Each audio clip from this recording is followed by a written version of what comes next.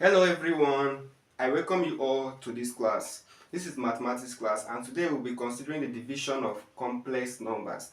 We started with this algebra of complex numbers in our last class and we did the addition and the multiplication of complex numbers. So let's see how we can divide complex numbers. So given the first complex number to be equal to x plus I y1, x1 plus iy1, and the second complex number to be equal to x2 plus iy2. Then we want to find the z1 divided by z2. That's the first complex number divided by the second complex number. Then we already had a little, we have a knowledge on how to rationalize solve. So if you want to rationalize solve, what do? You take what? You multiply the numerator and denominator by what? The conjugate of the denominator. So if I want to divide this complex number z1 and z2, z1 divided by z2, I will multiply the numerator, which is z1, and denominator, which is z2, by the conjugate of the denominator. That's conjugate of what? Z2. So how do we get conjugate of complex numbers? Conjugate of complex numbers is getting conjugate of complex numbers is similar to that of getting conjugate of what? Surd. So what you do is just if you want to get conjugate of complex numbers, for instance, I have a complex number x plus I y. If I want to get the conjugate of this, I will change this sign here. Whatever be the sign of the imaginary part, just change the sign. If you have a plus, you change it to minus. For instance, this one I'm having plus, so the conjugate will be x minus iy. That will be the conjugate. So if I have it already, if I have a complex number x, let me say I have a complex number 1 minus 2i. So if I want to get the conjugate of this, I will change this. I will change this minus sign to what? Positive sign to plus. So for us to divide it, so we now have 1 plus 2i. So this is how we can actually get the conjugate of what? Complex numbers. So have a complex numbers. We want to divide this. I told you that you multiply the numerator and denominator by what? The conjugate of the denominator. So let's just see how we can apply it using this example. Let z1 be equal to 2 minus I and z2 be equal to 4 minus I.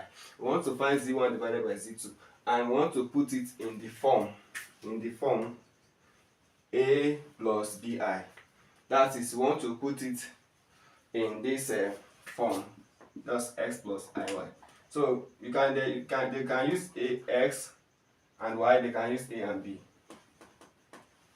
Both you can use any variable, but you cannot use I. But you can use any variable. A and b just standing for real numbers, just like x and y. So we want to put it in this form. This form is called the standard form or the Cartesian form of complex numbers. Later we'll be seeing how we can put complex numbers in polar form. So starting the solution z1 divided by z2 equals to, what is your z1? 2i. Sorry, 2 minus I. Sorry.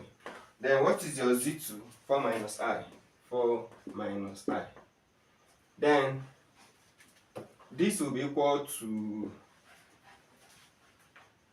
so okay, let's just simply rationalize this from here. Multiply by, let's follow this formula.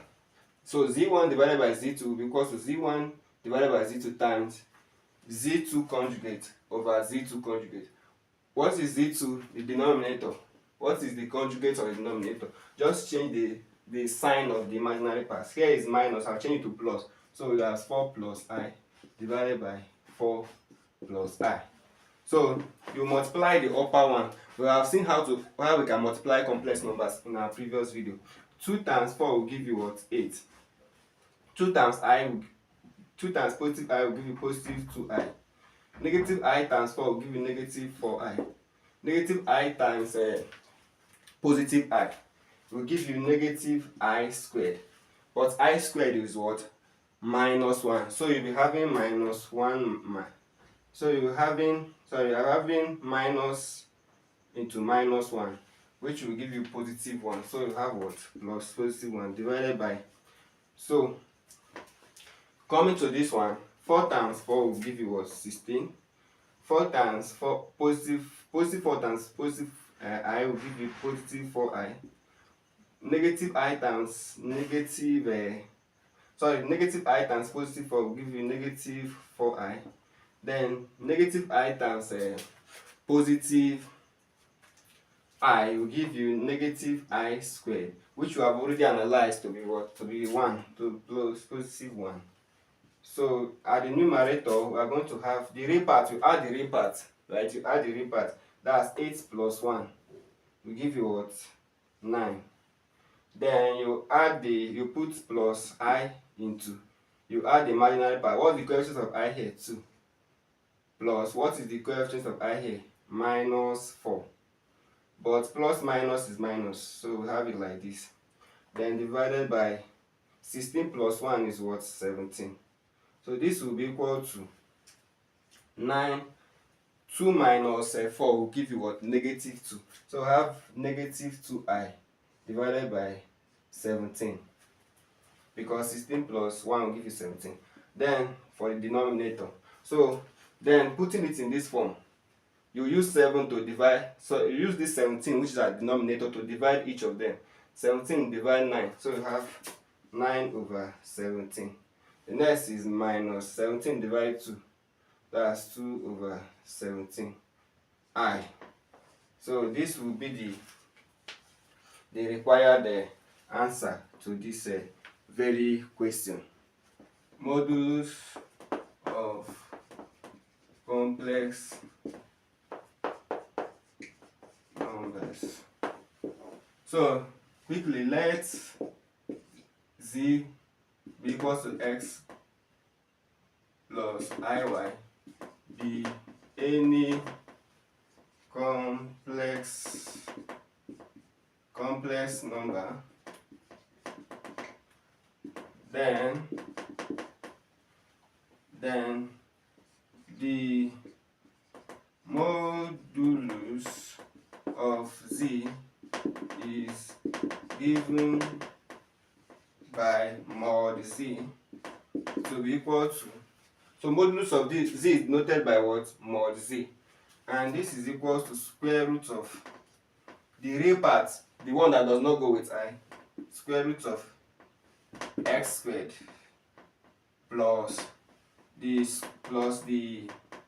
square of the imaginary part. What's the imaginary part? The coefficient of I, y squared. So this is the formula for finding the modulus of complex numbers. And this is actually, if you evaluate this will give you a real number. But you know, every real number is also a complex number. So this quantity you will not see I here. It will give you a pure real complex number. So that's a real number, a pure real number. So that's what this one will give you. Then quickly, let's see how we can get the modulus of a complex number. Example,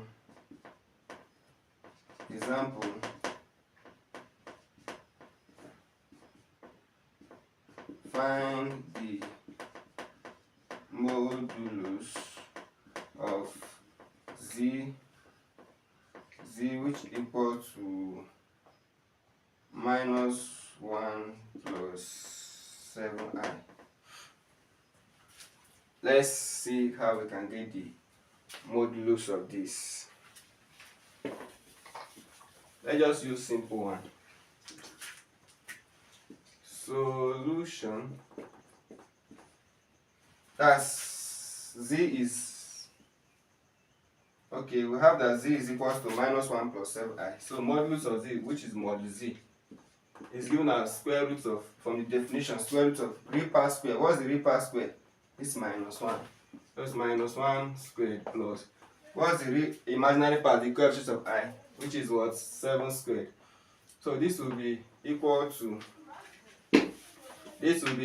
square root of I minus 1 squared will be 1 plus 7 squared will be what? 49. This will be equal to square root of what? 1 plus 49 will be what? 50. So this is how we can get the modulus of complex numbers. So we are going to use this knowledge in our subsequent video. So thank you so much for being part of this class. I hope you enjoyed the class. See you in the next video. In the next video, we consider the polar form and also principal argument of complex numbers. Thank you so much.